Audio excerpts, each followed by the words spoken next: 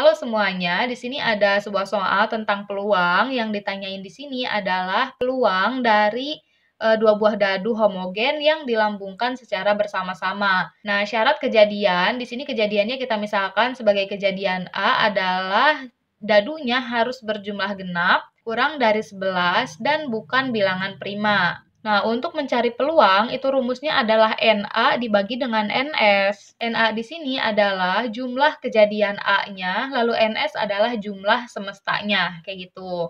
Nah, di sini kan kita harus tahu berapa NA dan NS-nya. Nah, untuk NS-nya kita lihat, di sini kan ada dua buah dadu. Dan dadu itu memiliki 6 sisi. Maka untuk NS-nya kita tinggal kalikan, 6 dikalikan dengan 6, hasilnya adalah 36.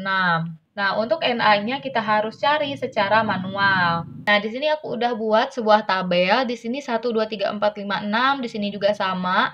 Nah, 1, 2, 3, 4, 5, 6 ini menunjukkan sisi-sisi dadunya. Nah, dadu kan ada 6 sisi dan setiap sisinya itu ada titik-titiknya. Ada yang 1 titik, 2 titik, 3 titik, dan seterusnya sampai 6 titik. Kayak gitu.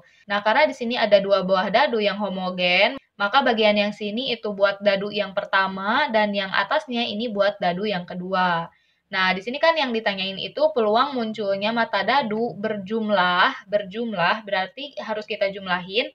Contohnya misalnya nih, kita ngelambungin satu kali, terus dadu yang pertama itu muncul satu titik atau ya angka 1, lalu dadu yang kedua itu muncul angka 6 misalnya. Nah, kita jumlahin 6 ditambah 1 berarti 7, kayak gitu. Nah, di sini untuk mencari NA-nya, kita akan menjumlahkan semua kemungkinan-kemungkinan yang akan terjadi. Jadi, kita akan jumlahin 1 ditambah 1. Maksud 1 ditambah 1 di sini adalah ketika dadu yang pertama itu mengeluarkan angka 1, dadu yang kedua juga mengeluarkan angka 1. Dan seterusnya sampai nanti ada 6 ditambah dengan 6, kayak gitu. Nah, kita akan jumlahin 1 ditambah 1 adalah 2, kita akan tulis di sini. Lalu seterusnya 1 ditambah 2 adalah 3, 1 ditambah 3 adalah 4, dan seterusnya sampai 6 tambah 6. Aku akan percepat aja biar gak terlalu panjang videonya. Nah, di sini kita udah jumlahin semua kemungkinan-kemungkinannya. Untuk mencari NA, kita harus eliminasi dulu nih dari syarat-syarat kejadian A-nya. Di sini kan ada 3 syarat, harus bilangan genap, kurang dari 11, dan bukan bilangan prima. Kita akan evaluasi dari yang pertama, syarat yang pertama itu bilangan genap. Maka di sini yang ganjil kita akan eliminasi. Nah, 3 ganjil, 5 ganjil, 7 ganjil. Ini semua yang ganjil kita eliminasi. Nah, di sini yang ganjil udah kita kasih tanda X, berarti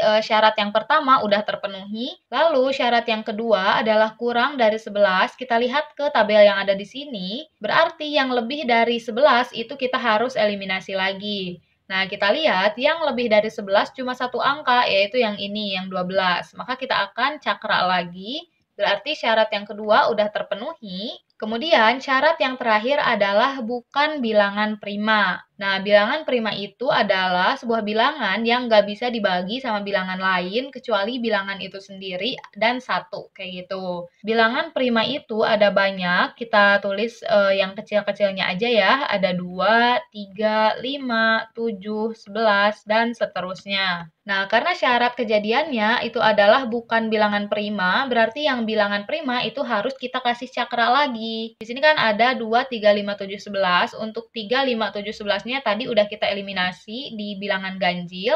Berarti di sini kita harus mengeliminasi yang hasilnya adalah 2. Jadi yang eliminasi yang ini, kayak gitu. Berarti syarat yang ketiga udah terpenuhi. Nah, karena syarat-syaratnya itu udah terpenuhi, sekarang kita lihat mana yang tersisa, mana yang bertahan sampai sekarang, kayak gitu. Nah, kita lihat yang bertahan sampai akhir nggak dieliminasi oleh syarat-syarat yang tadi, ini adalah angka-angka yang aku kasih buletan warna ungu.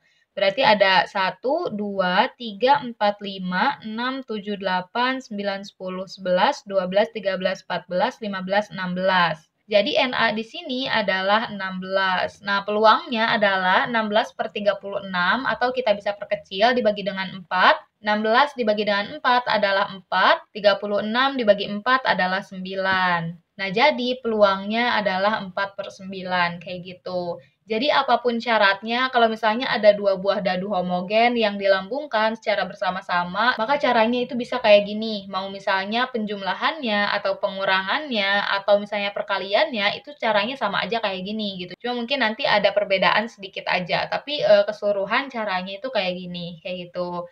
Makasih banyak udah mau menonton, semoga bisa membantu.